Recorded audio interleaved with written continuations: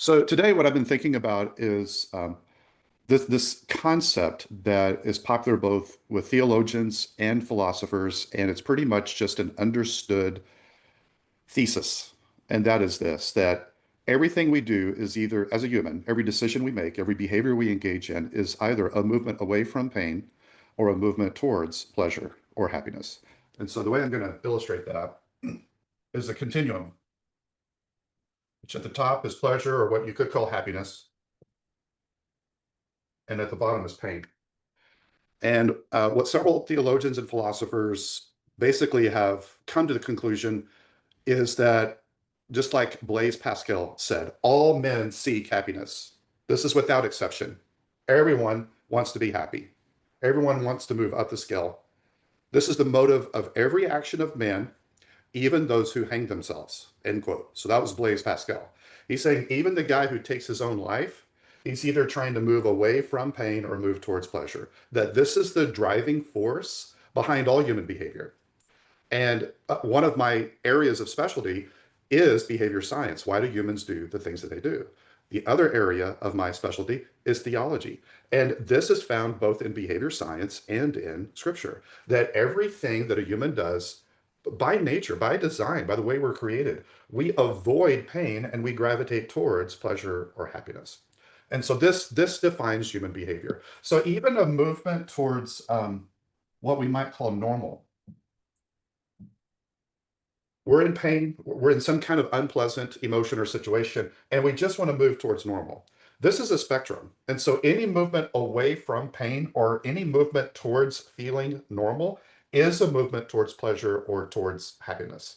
So this is the driver, the primary driver behind all human behavior. And as Pascal says, there are no exceptions. All men seek to move up this spectrum. Even the guy who hangs himself is seeking to move away from pain and towards some kind of happiness, pleasure, or at least avoiding pain. So this is a simple premise. I mean, this makes sense to us, but if we overlay this towards our addictive behavior, it gives us a few insights. Anytime we have acted out in any way throughout our history, it's because it seemed like in that moment, it was the happier choice for us, according to our judgment at the time. So if we're feeling depression, if we act out, even if it's moving 1 degree away from that depression, then it seems like the happiest choice at the time.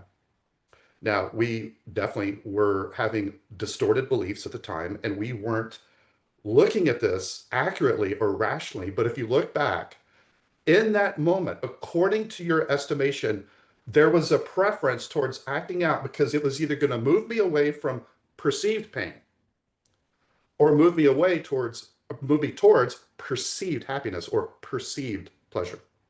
So if we're lonely, we have this thought, we have this estimation in our perception. If I act out, it will move me away from that loneliness.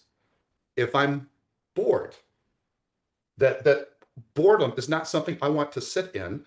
And so if I act out, it's a movement towards being entertained, away from boredom. I can escape boredom.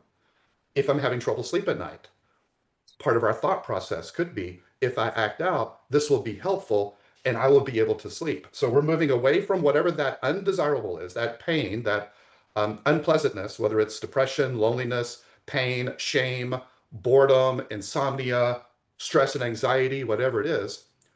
In that moment, we had the thought that this would be our happiest option, that this will move me either away from the undesirable thing that I'm having right now, or it'll move me towards happiness or more pleasure in some way. Now, in hindsight, when we look back on our acting out, we realize how irrational this was and that it was so not worth it. But if we look at our behavior, for example, if you think about the last time you lied to your partner, what you were thinking in that moment was this pleasure principle here, this spectrum. You were thinking, if I tell the truth, that could cause pain. And I want to move away from pain. And so I'm going to lie to try and avoid the pain of telling the truth. Now, the reason that is so self-deceived, the reason it's so distorted, is because the lie actually causes greater pain than if we had just told the truth. If we had told the truth, yes, it probably would have caused some pain. But what we're not seeing is that by lying and being discovered later, because God always brings it to light, we've actually caused more pain, which was the very thing that we were trying to avoid. So we were self-deceived. The lying was not worth it. But in that moment, we thought, okay, I want to avoid pain or move towards pleasure. I can reduce pain. I can do damage control. I'm going to play God here. I'm going to choose to lie to try and minimize or avoid perceived pain. For me in particular, it's really about protecting us. We deceive ourselves and we think, well, I'm trying to avoid pain for her. No, it's really about our discomfort of sitting in pain and sitting in uncomfortable situations, uncomfortable conversations, and uncomfortable emotions, and we're really protecting ourselves. We try to justify it by saying, I'm protecting my partner. So this drives all human behavior.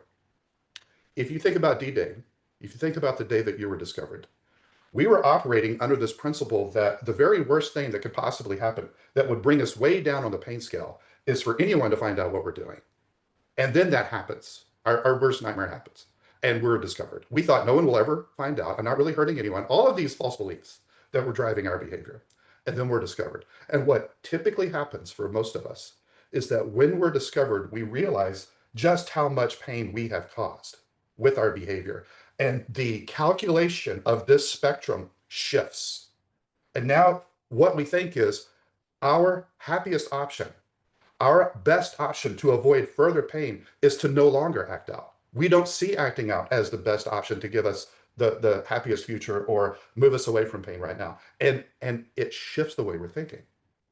If you think about the very last time that you relapsed in some way, just think about that for a moment.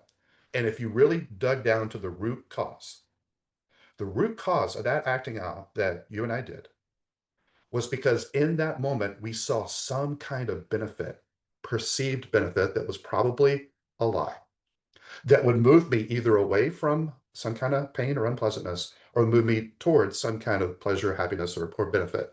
We thought in that moment, probably very distorted thinking, this is my best available option right now. I remember talking to a brother one time who he had a relapse, and we were talking about the why. Why did it happen?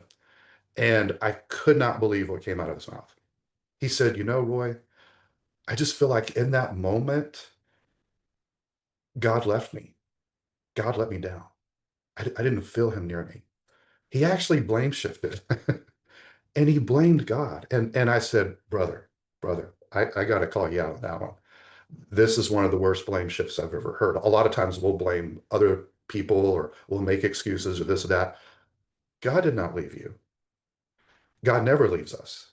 But in that moment, you were either escaping something or you felt like this is my happiest option in this moment. If we got really honest, we were driven by the same spectrum that drives all human decisions and all human behavior. My own story, 11 years old. My parents have divorced. My dad leaves. I feel rejected. I feel like it's my fault because when you're 11 years old, when you're a child, you are intrinsically narcissistic. Everything is about you. And I'm not saying I was a narcissist. I'm saying as a child, we all are. Our world orients and gravitates around us, and we take everything personally. Everything is about us. So I thought if I'd been a better son, my dad would have stayed. My parents would have stayed married. And so I felt abandoned by him. We moved to a new community. I leave all my friends. I no longer have a father figure in the home. We moved to a place where I don't know anybody. I'm intensely lonely. I'm feeling a tremendous amount of despair and hopelessness and helplessness and stuck. And one of the first experiences I have in this new school is a bully that begins to pick on me. And in the midst of that pain, I find my mom's stack of Cosmopolitan magazines. And I learn that I can self-soothe, that I can try to meet my own needs, that I can engage in a behavior that it moves me away from the pain, that it medicates and numbs me for a moment. And so I reached this conclusion with my 11-year-old brain that acting out is one of the best ways that I can be happy. And that became an operating principle for my life that drove well into my adult years and my future acting out behavior. And if we look at our own story and how did our acting out begin, there was some kind of calculation we made in that moment that acting out is going to move me up this spectrum. It'll move me away from some kind of pain I'm experiencing. And it may not be something that I enjoy doing, but at 1 degree away from pain is movement towards happiness. We need to look at it that way. So this drives all human behavior. When we look at the life of Jesus, you could argue that, well, wait a minute. He seems to not be driven by this because he willingly went to the cross. He he willingly embraced pain. And so he didn't try to avoid that. But if you look at his account of that in the garden right before he is murdered, right before he's executed, he asked the Father 3 times, please don't make me go through this. So he's trying to avoid it.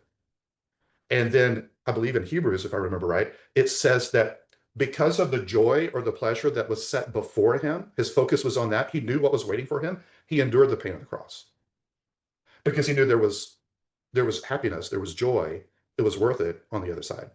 So even in the life of Christ, you see this dynamic, and he willingly died as a sacrifice for us, knowing that the pleasure of redemption and salvation for us, and him being reunited with the Father in heaven, that was all waiting for him. So when it comes to what the Bible teaches about this paradigm, it says that there are actually 2 things. It says, first of all, there is what's called lesser pleasure. This is what we see in the Garden of Eden. Uh, Adam and Eve are enjoying the pleasure of a perfect environment. They're in a garden. They're the first married couple. They are naked and there's no shame. Humanity has not fallen yet. They enjoy walks with their creator every afternoon in the cool of the garden. So they have a perfect, intimate relationship with each other, and there's no shame, there's no hiding. It's perfect intimacy. And they enjoy a perfect, intimate relationship with their higher power. And they had everything they needed. And their higher power just created one commandment. There wasn't 10, there was just one. There's one tree that I want you to not eat from it because I want you to demonstrate your love and trust towards me by choosing that. There are thousands of trees here that you can enjoy, abundance, but choose not to do this one because if you do it, it will bring death and destruction. They chose the lesser pleasure and they lost all of the greater pleasures that they were enjoying as a result of that choice. Now, what the Bible says about the lesser pleasures that we end up pursuing and we miss out on the greater pleasures are 4 things. Number one, when we pursue lesser pleasures, number one, they end up being little g gods or idols in our life. And that's what sex became for most of us. In our sex addiction, we've turned towards a lesser pleasure and it became a god or an idol in our life. And what I mean by idol is not some little wooden statue that we worship. I'm talking about a behavior, a person or a thing that we elevate to God status. That this is my perception of hell living down here, and sex is my functional savior that will rescue me from my perceived hell. And so I am going to sacrifice to this God. I'm going to sacrifice my time. I'm going to sacrifice my money.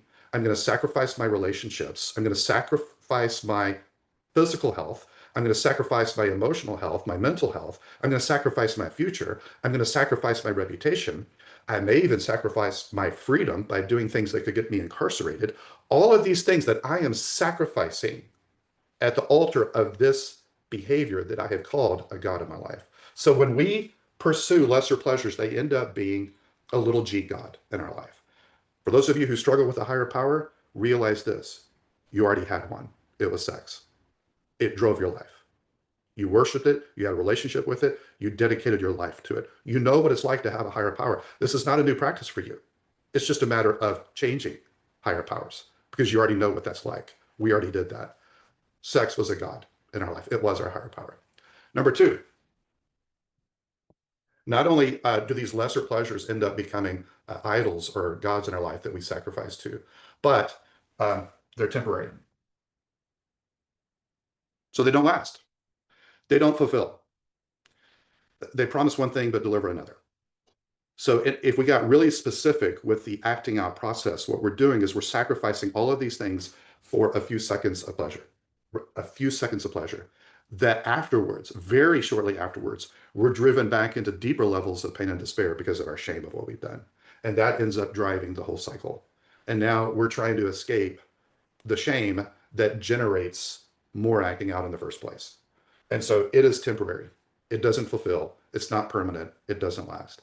The third thing that scripture teaches about these lesser pleasures that we end up pursuing that are not worth it when we live by this principle of avoiding pain and pursuing pleasure is that it promises freedom. That's what the lesser pleasures promise. But what they deliver is bondage. And we use words like powerlessness and things like that. But what we're really talking about is we were in bondage to this God in our life. We did not know how to set ourselves free. Jesus taught it this way: a servant must serve his master. And our idol, our God, sex, was our master. Our idol became our master. And so these lesser pleasures will take you further than you want to go. They will keep you there longer than you want to stay. They will cost more than you ever thought you would give up. And they will cause more damage than you can possibly imagine. So these lesser pleasures lead to misery. They are not worth it. We actually go deeper. When we pursue these lesser pleasures, we actually go deeper in the spectrum of pleasure and pain than when we started. So what the Bible teaches is that spiritual maturity, being spiritually fit, is when we substitute the lesser pleasures for what it calls the greater pleasures. Well, how do we pursue the greater pleasures? What I'm about to talk about in this side of the equation here is found in Psalm 16, if you want to read it for yourself. And Psalm 16 talks about the greater pleasures of life, that these end up to bondage and misery, but these lead to an abundant life. And it says that the greater pleasures start with surrender to God as your new master. So steps 1 through 3 in our program, turning the care of our life over to our higher power. It's surrender. Like, I make you my master. I've been trying to drive the bus of my life. I've been in bondage to my sexual addiction, and I want to turn my life over to your care. That I don't fully understand you, but I believe that you are a benevolent higher power who loves me and has more power than I do. And so I willingly surrender to you.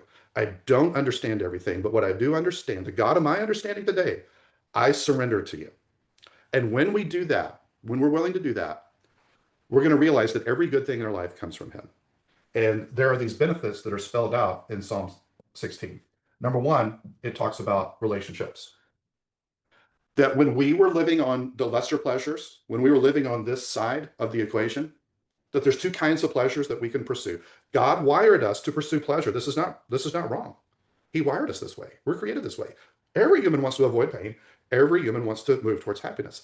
But the Bible describes two kinds of pleasure, two kinds of happiness: the lesser that aren't worth it, and the greater that is found paradoxically in surrender to God. If you want freedom, this is not how you find it. This leads to misery and bondage. If you want true freedom, it's found in surrender to a new master who brings freedom to your life.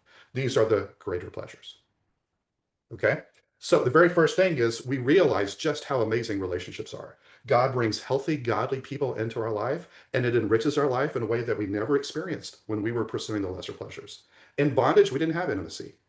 In bondage, we didn't have real relationships. Now we realize that we are wealthy because of the people in our life, that they are a blessing, that the good things that God brings into our life includes the people. And now we get to enjoy the pleasure of intimacy and a relationship with healthy brothers and with our partner and other people that God's brought into our life at a degree that we never could over here.